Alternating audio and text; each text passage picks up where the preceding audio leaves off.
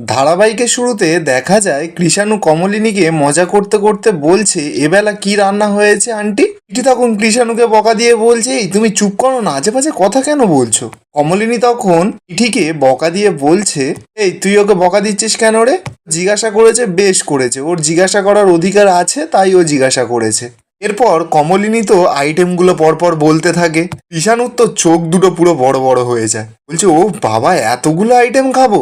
এতগুলো আইটেম আমি খাবো কি করে? কমলিনী তখন বলছে, তুমি যতগুলো পারবে ততগুলো খাবে। কৃষাণু তখন বলে ওঠে, বলছে, আমি না না, সব আইটেম আমি খেতে পারবো। ইঠি তখন রেগে মেগে সকলকে বলছে, শোনো, ওর না একটু খাবার লোভ আছে, এই বয়সে না এত খেলে কিন্তু হয় না, এই বয়স থেকে একটু খাওয়া দাওয়ায় কন্ট্রোল করা উচিত, কিন্তু তা নাহলে শরীর খারাপ হয়ে যাবে। নতুন তখন মিটিকে বলছে, এই তুই একদম চুপ কর তো, নিজে এরকম ক্যাংড়া মার্কা চেয়ারে রেখে দিয়েছিস, নিজেও খাবি না আর কাউকে খেতেও দিবি না। এরপর কিছুটা সময় কেটে যায়, সকলে খাবার টেবিলে চলে যায়। খাবার টেবিলে বসে নতুন কমলিনীকে বলছে, প্রাইসটা তো এবার দিতে হবে নাকি? আর প্রাইসটা তো দুজনকেই দিতে হবে। এদিকে দুই ঠাম্মি তো রান্না করছে, এদিকে মেজো ঠাম্মি আর একদিকে কমলিনীর মা।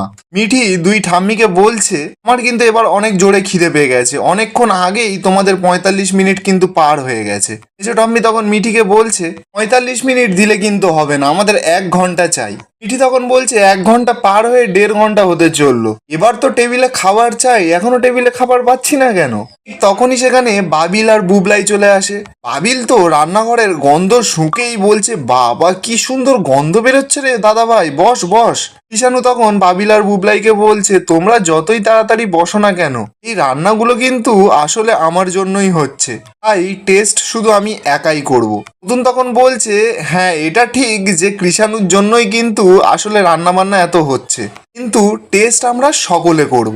আসলে প্রাইস ডিক্লেয়ার করতে হবে তো, দুই ঠাম্মির মধ্যে কোন ঠাম্মি সব থেকে ভালো রান্না করেছে। এরপর দেখা যায় দুই ঠাম্মির তো রান্না শেষ হয়ে গেছে, এবার ওনাদের দুজনের খাবার কে পরিবেশন করবে এই নিয়েই ঝামেলা লেগে গেছে। উঠছি তখন ঝামেলা থামিয়ে কমলিনীকে বলছে, বৌদি ভাই, তুমি তোমার মায়ের খাবারটা পরিবেশন করে দাও আর আমি আমার মায়ের খাবারটা পরিবেশন করে দিচ্ছি। মেজো ঠাম্মি তখন কুর্চিকে বলছে, না না, তুই আমার খাবার পরিবেশন করবি না, কমলিনী আমার খাবার পরিবেশন করবে, আমার বৌমা। কমলিনী তখন বলছে, আচ্ছা ঠিক আছে মা, আমি তোমার খাবারটা পরিবেশন করে দিচ্ছি। ঠিক বুবলাই তো মজা করে দুই ঠাম্মিকে জিজ্ঞাসা করছে যে আমরা একটু হাত লাগাবো।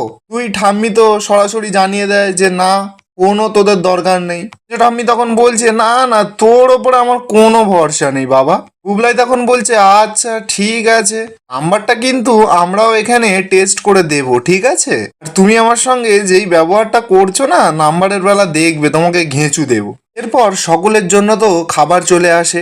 কমলিনী সকলকে বলছে যে এবার খাবারটা টেস্ট করে বলো তো কোন ঠাম্মি জিতলো। বুবলাই তখন খেয়ে সকলকে বলছে, মানে ঠাম্মিদের আর কি, বলছে, দুই ঠাম্মির রান্না পুরো অসাধারণ হয়েছে। বাবিল তখন বলছে, দাঁড়া দাঁড়া, আমি সবে দিদুনের রান্নাটা খাচ্ছি। মেজো ঠাম্মি তখন বলছে, না না, এরকম করলে কিন্তু আমি খেলবো না, আমার রান্নাটাও তো তোমাদের খেতে হবে, আমি যে এত কষ্ট করে রান্না করলাম, তার বেলা আমার রান্নাটা প্রথমে খাওয়া হলো না। কমলিনীর মা তখন বলছে, হ্যাঁ উনি যেন একাই কষ্ট করেছে আর আমি গায়ে হাওয়া লাগিয়ে ঘুরেছি, তাই না? এদিকে কৃষাণু ও মেজো ঠাম্মিকে বলছে, তোমার লাচ্ছা পরোটাটা কিন্তু দারুণ হয়েছে। কমলিনীর মা তখন বলছে, ও, ওনার লাচ্ছা পরোটাটা ভালো হলো আর আমার লুচিটা ভালো হলো না? কৃষাণু বলছে, না না, তোমার লুচিটাও খুব সুন্দর হয়েছে, কিন্তু লুচি তো সবসময় খাই, তাই আর কি। কমলিনীর মা তখন বলছে, ও, লুচি সবসময় খাও বলে তার বুঝি কোনো দাম নেই? মেজো ঠাম্মি এবার নতুনকে ধরেছে, বলছে, নতুন তুই খা।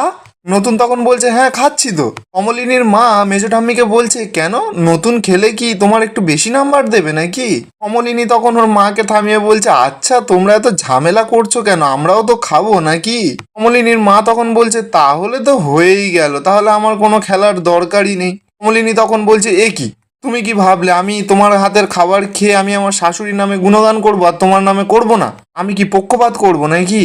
কমলিনীর মা তখন বলছে, হ্যাঁ মা, তুমি সবই পারো, তুমি যতটা না আমার মেয়ে তার থেকে বেশি তুমি এই বাড়ির হয়ে উঠেছো।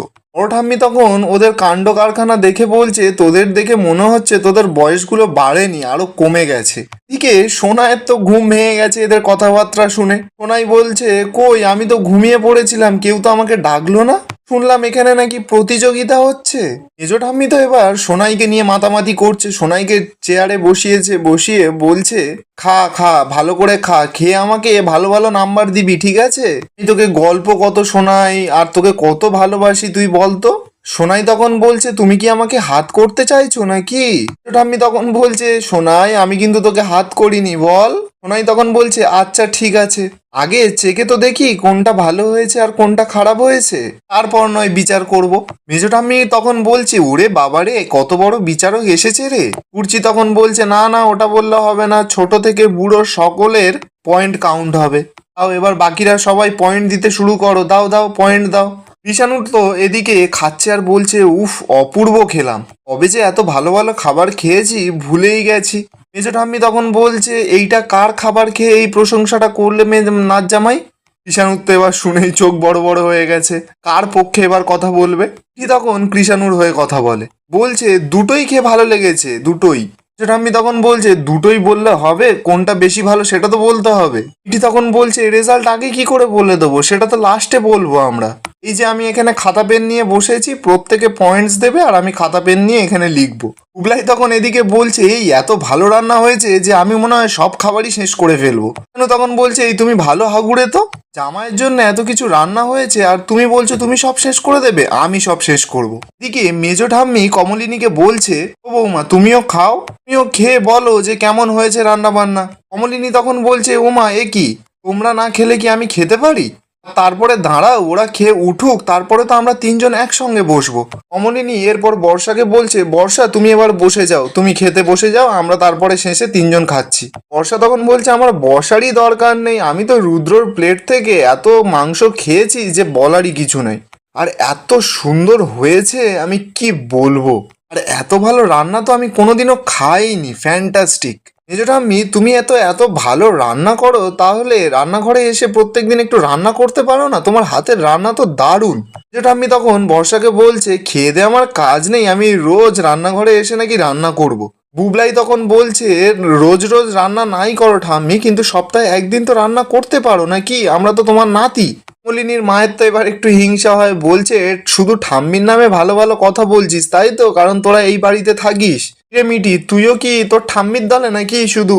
মিঠি তখন বলছে, আরে বাবা আমি তো বললাম কোনটা ভালো কোনটা খারাপ সেটা শেষে বিচার হবে, আগে তো শান্তি মতন খেয়ে নি। আর আমি তো বুঝতেই পারছি না কোনটা ভালো আর কোনটা খারাপ, তখন যেটা খাচ্ছি তখনই সেটা মনে হচ্ছে বেস্ট। সকলের খাওয়া হয়ে যেতেই এবার দুই ঠাম্মি খেতে বসে। এদিকে মেজো ঠাম্মি তো খাবারটা খেয়েই বলছে, উফ বাবা এত ভালো রান্না কোনোদিনও তোমরা খেয়েছো? আমি তো বাবা কোনো দিনও খাইনি। কমলিনী তখন মেজো ঠাম্মিকে মনে করায় যে, ওমা তুমি কিন্তু আমার মায়ের হাতের রান্না খেয়েই এত গুণগান করছো। মেজো ঠাম্মি তো তখন চমকে ওঠে, বলছে, হ্যাঁ কি বলছো, কি এটা আমার রান্না নয়? কমলিনী তখন বলছে, দেখুন না এটা তো লুচি আর আলুর দম খাচ্ছেন আপনি। মেজো ঠাম্মি তো এবার শুনেই ফুল পাল্টি খেয়ে যায়, বলছে, উফ বাবা এই কারণে বলি এতটা নুন হয়েছে কেন, এত নুন হয়েছে যে মুখে তোলাই যাচ্ছে না, বাবারে বাবা। কমলিনীর মা তখন বলছে, অমনি না অমনি রান্নাটা খারাপ হয়ে গেল, সাংঘাতিক মহিলা আপনি বটে। এখানেই আজকের পর্বের এপিসোড শেষ হচ্ছে। আপনাদের কি মনে হয় কোন ঠাম্মি জিততে পারে এই কম্পিটিশনে? কমেন্টে একটু অবশ্যই জানিয়ে যাবেন।